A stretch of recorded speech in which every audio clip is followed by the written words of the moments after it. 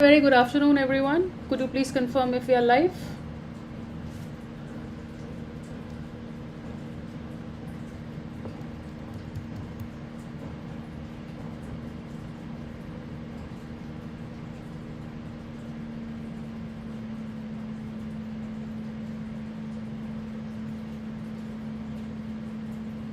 I guess yes, we are.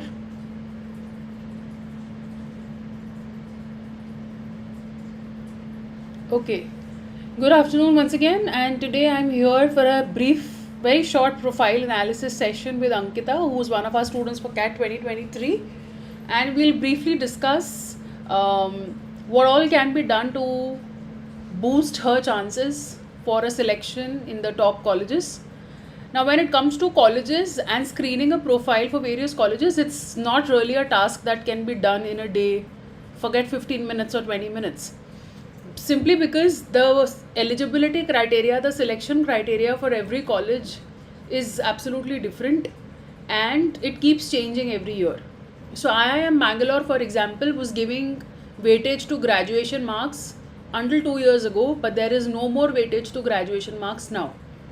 So that factor changed, and these changes keep on happening for top IIMs as well as for the other B schools, whether they are tier 1 colleges or tier 2 colleges.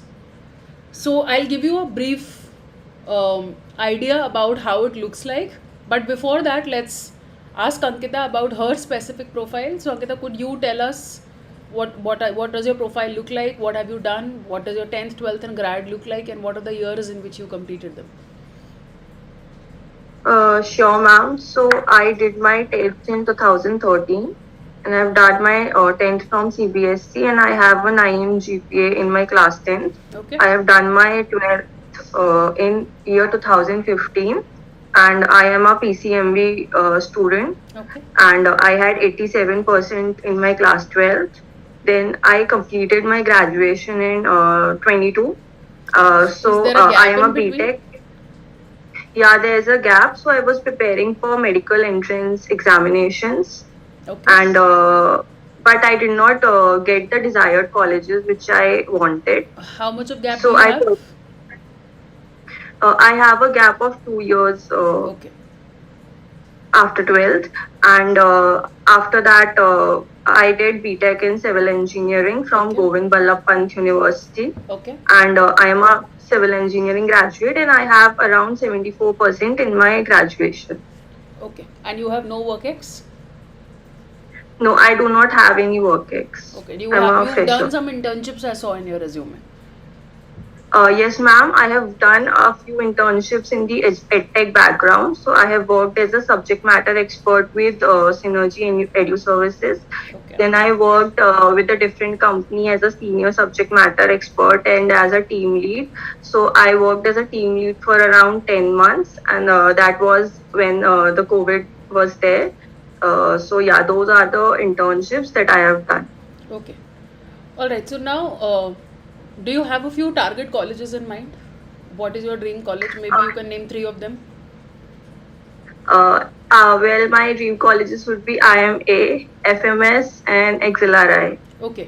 So looking at I don't really have the data with for of IM of FMS and Auxiliary with me right now, but we can definitely take a look at what IMA says and what IM Blackies say. So if you look at Bangalore, Lucknow, Ahmedabad, Calcutta, Kozhikode and Indore, you will see that कहीं कहीं पर graduation का weightage है, कहीं कहीं पर नहीं है. एक और चीज़ जो बड़े स्पष्ट रूप से लिखी हुई है कुछ कुछ कॉलेजेस के डिटेल्स में, वो ये है कि अगर आपका लेट्स से 10 CGPA है इन 12th या आपका 9 है यू सेड इन 10th, तो वो 90% नहीं कंसिडर होगा. उसको वे किया जाएगा against other students on the basis of the board that you come from और the discipline that you have mastered. तो अगर किसी का आर्ट्स और ह्यूमैनिटीज़ है तो उसको साइंस से कंपेयर करने का एक अलग नॉर्मलाइजेशन प्रोसेस है जो कॉलेजेस फॉलो करते हैं. अगर कोई CBSE से है वर्सेस कोई यूपी बोर्ड से है तो दोनों के CGPA एक का 9 हो सकता है, यूपी बोर्ड वाले बेचारे का कभी 9 नहीं आ सकता है.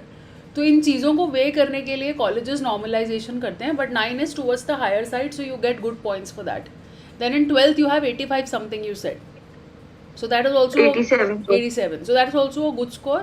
And in graduation you have 74%. So graduation में थोड़ा कम है, प्लस आपको ये भी ध्यान रखना पड़ेगा अगेन कि आप किस डिसिप्लिन से आए हो. सो इंजीनियरिंग में आप जिस कॉलेज से हो, गोविंद वल्लभ पंत, वहाँ पे आपकी यूनिवर्सिटी में और 74 का कितना वेटेज है, ये कॉलेजेस का डिसाइड करने का अपना मेथड होता है. I you know show it to everybody, just give me a moment. Tell me if you can see my screen. Can you?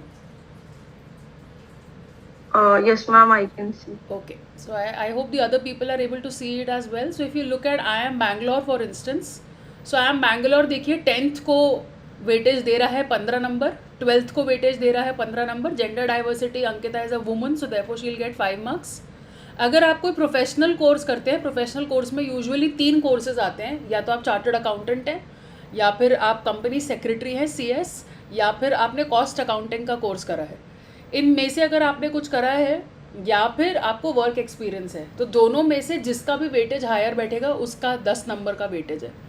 तो अंकिता के केस में प्रोफेशनल कोर्स नहीं है और कोर्स डाइवर्सिटी भी नहीं है क्योंकि इंजीनियरिंग है, और वर्क एक्सपीरियंस भी नहीं है. So she is losing out on this, but she is scoring well here. 10th board में अच्छा स्कोर कर रही है, 12th बोर्ड में अच्छा स्कोर कर रही है. जेंडर डाइवर्सिटी का 5 नंबर मिल ही जाएगा. अगर आप देखोगे तो मैक्सिमम वेटेज अभी भी किसका है? कैट का वेटेज है. तो ये जो 55 पॉइंट्स हैं कैट के, इसमें VARC का है 19 पॉइंट्स, डेटा इंटरप्रिटेशन का है 21 पॉइंट्स और QA का है 15 पॉइंट्स. यानी अगर आप कैट एक्सेल कर लेते हो तो 55 का वेटेज प्लस 10th का 15 और 12th का 15 और जेंडर का 5, आप इतना सॉर्ट कर सकते हो. ये आपके हाथ में है. 10th एंड 12th आपने ऑलरेडी कर रखा है, जेंडर आपको ऑलरेडी फिक्स्ड है. So CAT का 55 is really in your hands because you cannot score anything on WorkX and professional course, and IIM Bangalore is not giving any weightage to graduation, तो आपका वो 74 out हो जाता है. इसी तरीके से अगर आप IIM इंदौर देखोगे तो IIM इंदौर के कुछ अपने अलग फंडे हैं. IIM इंदौर कहता है कि 10th का कोर्स, 10th का जो स्कोर है वो 10 into Z candidate minus Z minimum upon Z max minus Z minimum होगा. इसमें लिखा है कि Z कैंडिडेट, Z मिनिमम और Z मैक्सिमम ईच कंपोनेंट के लिए कैलकुलेट होगा नॉर्मलाइजेशन प्रोसेस से. 12th के भी मार्क्स हैं, ग्रेजुएशन के कोई मार्क्स नहीं है. 22 कैट के, यानी ये पिछले साल का है, तो 23 का कैट स्कोर काउंट होगा और फाइनली आपका इंटरव्यू काउंट होगा. तो आपके हाथ में कैट का 20 ये फाइनल कॉम्पोजिट स्कोर है. अगर आप पिछला देखोगे, जो कि तो 2 तरीके के स्कोर्स होते हैं. पहला स्कोर होता है कि आपको कॉल आएगी या नहीं आएगी, और दूसरा होता है फाइनल स्कोर कि कॉल कन्वर्ट होगी या नहीं होगी. तो ये कॉल कन्वर्जन वाला है, फाइनल है. तो फाइनल वाले में कैट का वेटेज देखो 20 है और पर्सनल इंटरव्यू का 40 है. तो इंटरव्यू भी आपके हाथ में है और कैट भी आपके हाथ में है, जो आप इम्प्रूव कर सकते हो. 10th एंड 12th का जो हो गया सो हो गया, और वो वैसे भी इसका अच्छा है अंकिता का. अगर आप पहले देखोगे तो 10th और 12th का वेटेज देखो 34 इंटू समथिंग है, 40 इंटू समथिंग है. कैट का अभी भी 20 इंटू समथिंग है. और डाइवर्सिटी फैक्टर में इसको मार्क्स नहीं मिलेंगे क्योंकि ये इंजीनियर है, तो डाइवर्सिटी फैक्टर में इंजीनियर्स को कुछ नहीं मिलता है, तो 0 रहता है. तो she is losing out on diversity but she is gaining in gender. Then she is losing out on WorkX, but her 10th and 12th is fine. She is losing out on WorkX, and I hope all of you know that internships don't really count as WorkX. Family business doesn't count as WorkX. तो if you go to different colleges, for example, IIM Kozhikode, तो IIM Kozhikode साफ कहता है कि PI 35, VAT 20, resume 10 और CAT 35. अब अगर आप अंकिता का रेज्यूमे देखेंगे, मैं उसे शेयर नहीं कर रही हूँ because it has a personal details as well. उसके रेज्यूमे में बहुत सारे ओलंपियाड्स हैं, बहुत सारे इंटर्नशिप्स का एक्सपीरियंस है, उसने बहुत सारे पोजीशंस ऑफ रिस्पॉन्सिबिलिटी होल्ड करे हैं, तो उसको रेज्यूमे में भी अच्छे मार्क्स मिलने के चांसेस हैं. और अगर आप कोझिकोडे को देखते हो तो ये तो पूरा का पूरा आपके हाथ में है ना. आपका PI आपके हाथ में है, आपका वैट आपके हाथ में है, आपका कैट आपके हाथ में. अगर आप लखनऊ जाते हैं तो लखनऊ में भी आप देखेंगे कि स्केल्ड स्कोर में 10th 12th और कैट के स्कोर को वेटेज है. ये देख लीजिए, हायर सीनियर सेकेंडरी के मार्क्स, ग्रेजुएशन के मार्क्स. अब ग्रेजुएशन के मार्क्स लखनऊ में इंपॉर्टेंट है, बैंगलोर में इंपॉर्टेंट नहीं है. WorkX का वेटेज बैंगलोर में ज़्यादा है, कैलकाटा में उतना नहीं है. तो ये आपको पता होना चाहिए कि this is something which is important, and you need to realize that it will depend on the colleges. And just a second, I'll maximize the video. How do we do that? I'm such a newbie. How do we maximize the video? Can somebody teach me out there? I haven't used Zoom for a long while now.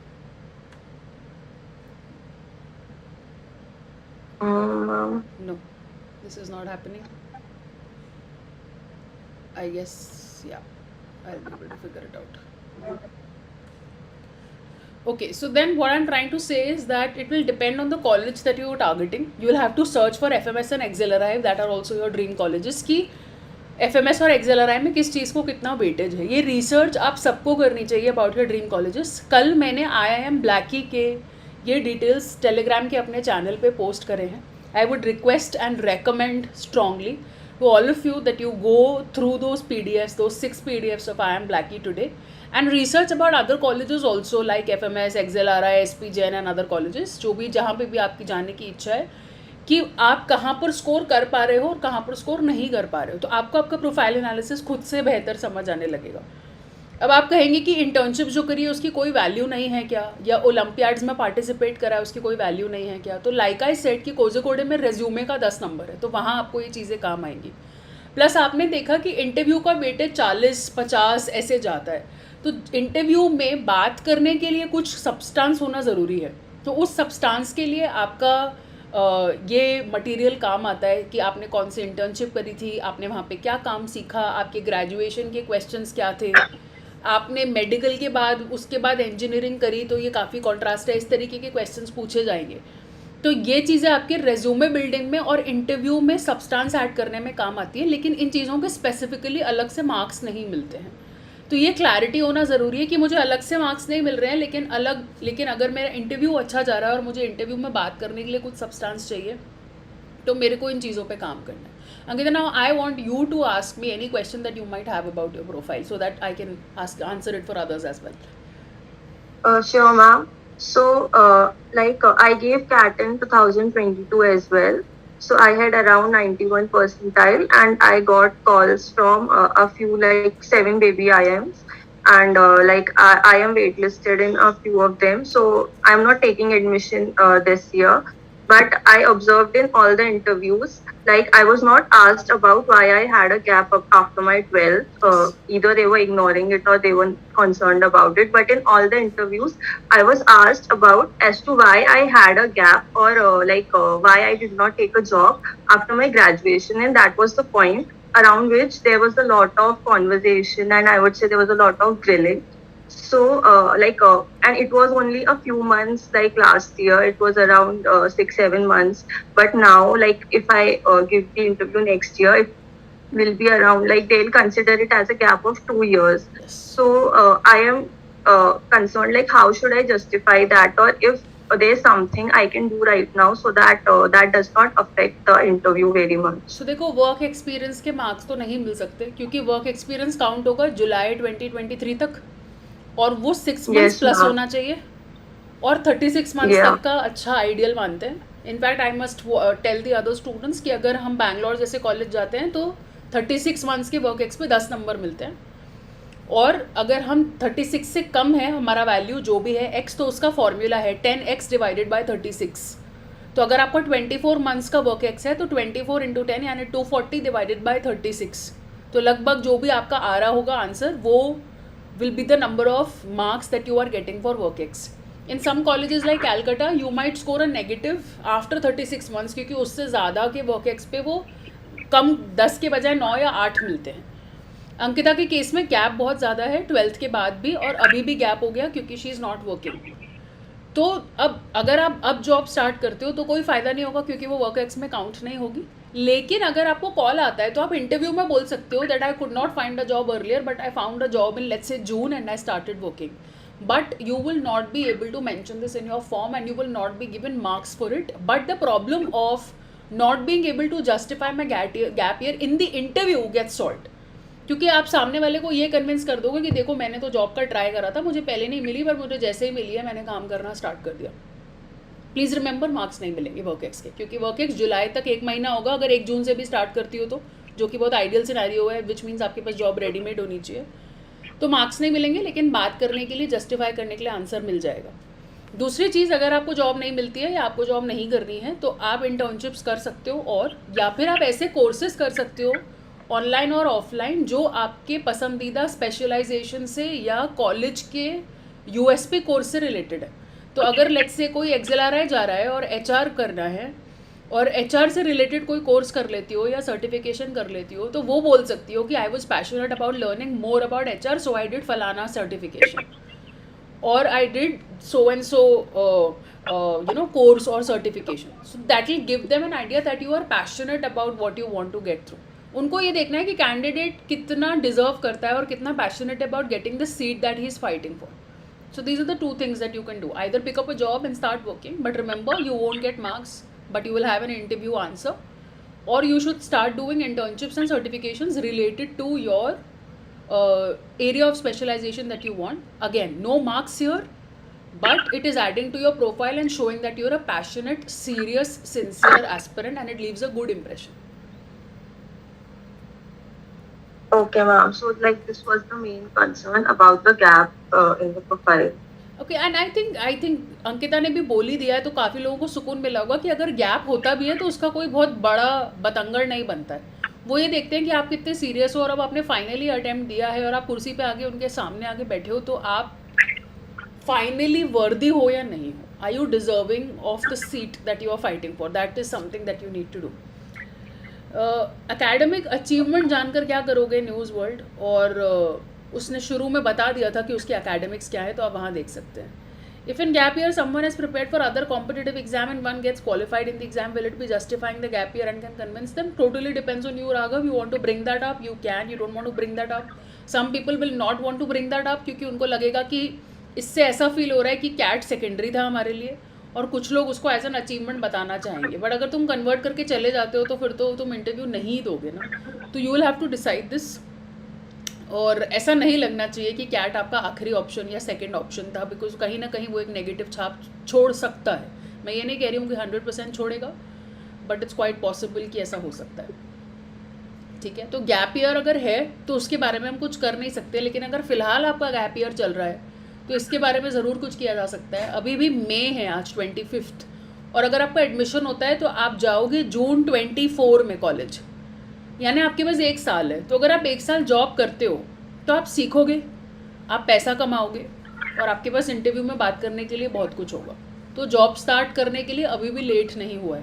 बहुत सारे teachers ये suggest करते हैं कि अब तो कोई फ़ायदा नहीं है क्योंकि मार्क्स तो मिलेंगे नहीं, और अल्टीमेटली सिर्फ जुलाई तक का ही वर्क एक्स काउंट होता है. बट मैं थोड़ा डिफरेंट एडवाइस देती हूँ क्योंकि मुझे बहुत सारे फेलियर्स दिखते हैं सक्सेस के साथ साथ, और बहुत सारे बच्चे कैट नहीं निकाल पाते हैं, सेकेंड अटैम्प्ट में भी नहीं निकलता है. जॉब हाथ में रहेगी तो प्रेशर कम रहेगा, और प्रेशर में अपने आप कम रहेगा तो एग्ज़ाम अपने आप अच्छा जाता है. और अगर नहीं होता, खुदा ना करे, तो आपके पास you have something to fall back on. So if you pick up a job, awesome. If you don't pick up a job, then at least work on various courses and certifications of your area. Again, no marks, but a lot of substance in the interview. Overall, Ankita's profile is decent, and the things that she has are good, 10th, 12th and gender. But things that cannot be changed, like gap year or engineering ka batch diversity, cannot be changed. So let's not worry about it, and let's work on the things that can be, that जिसके बारे में हम कुछ कर सकते हैं, that can be worked upon. Okay, Ankita, any more questions? No, ma'am. News world, good morning. ये topper interview नहीं चल रहा है, प्रोफाइल एनालिसिस चल रहा है. सेशन में आने से पहले हेडिंग तो पढ़ लिया करो बाबू. All right, Ankita, let's call it a day. I have a class to begin. Take care of yourself. Thank you for joining us. Thank you, ma'am. Okay.